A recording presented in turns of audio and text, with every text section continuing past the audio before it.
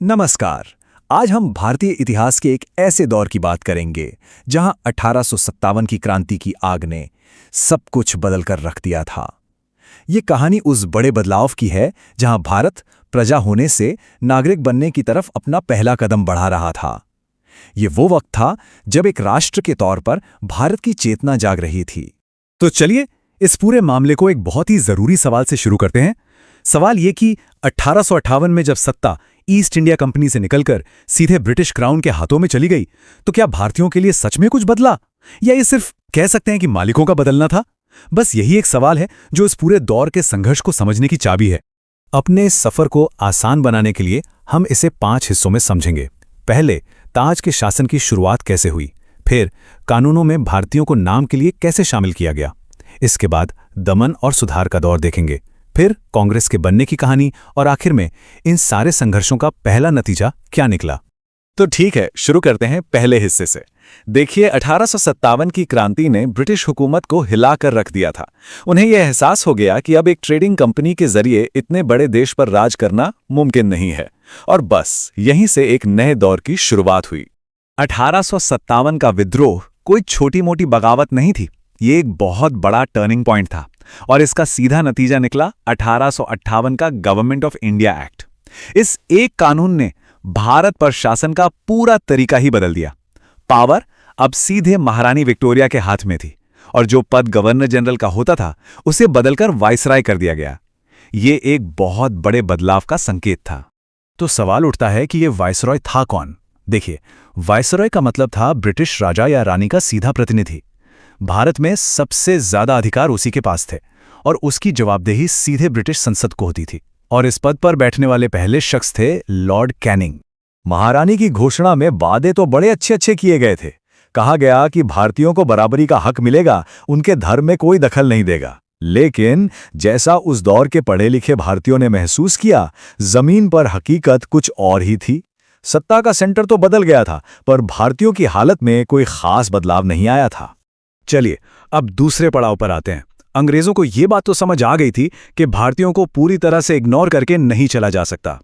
इसीलिए उन्होंने भारतीयों को शासन में शामिल करने की एक छोटी सी कोशिश की, और इसी कोशिश का नाम था इंडियन काउंसिल्स एक्ट ऑफ 1861। लेकिन सवाल यह है कि यह भागीदारी कितनी थी, मतलब कितने लोगों को शामिल किया गया वॉइसरॉय की बड़ी सी लेजिस्लेटिव काउंसिल में? सिर्फ 3 भारतीय। जी हां, सिर्फ 3। बनारस के राजा, पटियाला के महाराजा और सर दिनकर राव। ये नंबर ही अपने आप में पूरी कहानी कह देता है ना। पर क्या इन सदस्यों के पास कोई असली पावर थी? बिल्कुल नहीं। उन्हें नॉमिनेट किया जाता था, जनता उन्हें नहीं चुनती थी। वो ना तो बजट पर कोई बहस कर सकते थे और ना ही सरकार से कोई सवाल पूछ सकते थे। उनकी भूमिका असल में बस सलाह देने तक ही सीमित थी, इससे ज्यादा कुछ नहीं।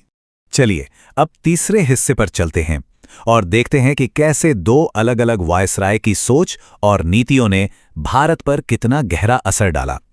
ये दौर दमन और सुधार के बीच एक तरह की खींचतान का दौर था, जिसके 2 बड़े चेहरे थे, लॉर्ड लिटन और लॉर्ड रिपन। ये 2 एकदम उलट नीतियों का समय था। एक तरफ थे लॉर्ड लिटन, जिन्होंने वर्नैक्युलर प्रेस एक्ट लाके भारतीय भाषाओं के अखबारों का गला घोंट दिया और आर्म्स एक्ट से भारतीयों से हथियार रखने का अधिकार छीन लिया। तो दूसरी तरफ आए लॉर्ड रिपन, जिन्होंने न सिर्फ प्रेस को दोबारा आजादी दी, बल्कि भारत में लोकल सेल्फ गवर्नमेंट यानी स्थानीय स्वशासन की नींव भी रखी। लिटन की दमनकारी नीतियों और देश में बढ़ती राजनीतिक चेतना ने एक चीज साफ कर दी थी कि अब भारतीयों को एक साथ आने के लिए एक मंच चाहिए। और यहीं से शुरू होता है हमारे विश्लेषण का चौथा और सबसे अहम पड़ाव, भारतीय राष्ट्रीय कांग्रेस का उदय। साल था 1885। बॉम्बे का गोकुलदास तेजपाल संस्कृत कॉलेज। देश के कोने कोने से 72 प्रतिनिधि यहाँ इकट्ठा हुए, और यहीं पर एओ ह्यूम की मदद से भारतीय राष्ट्रीय कांग्रेस की नींव रखी गई, जो आगे चलकर भारत की सबसे बड़ी राजनीतिक संस्था बनी। शुरुआत में कांग्रेस की मांगें काफी नरम थीं। वो संवैधानिक सुधार चाहते थे, एडमिनिस्ट्रेशन में ज्यादा भारतीयों को देखना चाहते थे, और सिविल सर्विस की परीक्षा भारत में भी कराने की मांग कर रहे थे। लेकिन यहां सबसे जरूरी बात यह थी कि अब भारतीय एहसान या भिक्षा नहीं, बल्कि अपने अधिकार मांग रहे थे। तो इस लगातार बढ़ते दबाव का कुछ नतीजा निकला? जी हां, कांग्रेस के संगठित प्रयासों ने ब्रिटिश सरकार पर असर डालना शुरू कर दिया और इसी का नतीजा था 1892 का इंडियन काउंसिल्स एक्ट, जो हमारे विश्लेषण का 5वां और आखिरी हिस्सा है। ये एक्ट 1861 वाले कानून से एक बहुत बड़ा कदम आगे था। अब काउंसिल्स में भारतीय सदस्यों की संख्या बढ़ा दी गई थी और इससे भी जरूरी बात यह कि अब सदस्यों को बजट पर बहस करने का और सरकार से सवाल पूछने का अधिकार मिल गया था। पहली बार इनडायरेक्ट इलेक्शन का सिद्धांत भी लाया गया। हाँ, पर यहाँ एक बहुत बारीक बात है जिसे समझना जरूरी है, खासकर एग्जाम के नजरिए से। देखिए, 1892 के एक्ट ने रिप्रेजेंटेशन यानी प्रतिनिधित्व तो दे दिया, मतलब अब सवाल पूछे जा सकते थे, बजट पर बहस हो सकती थी, लेकिन इसने रिस्पॉन्सिबिलिटी यानी जिम्मेदारी नहीं दी। सरकार अब भी उन सवालों का जवाब देने के लिए मजबूर नहीं थी, वो जवाब दे नहीं थी। असली पावर तो पहले की तरह वाइसराय के ही हाथ में थी। तो चलिए इस पूरी यात्रा को फटाफट रिवाइज करते हैं। 1858 में क्राउन का सीधा राज शुरू हुआ। 1861 में नाम के लिए भागीदारी मिली। 1885 में कांग्रेस ने संगठित होकर अधिकार मांगे और आखिर में 1892 में उन मांगों का पहला फल मिला जिसने भारतीयों को कुछ अहम अधिकार दिए। तो अंत में एक बड़ा सवाल ये खड़ा होता है कि क्या ये छोटे छोटे सुधार सच में भारत को आज़ादी की तरफ ले जा रहे थे, या ये सिर्फ बढ़ते हुए राष्ट्रीय आंदोलन को शांत करने के लिए ब्रिटिश सरकार की एक चाल थी?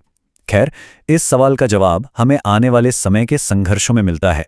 ये अंत नहीं था, बल्कि एक बहुत लंबी लड़ाई की एक मजबूत शुरुआत थी।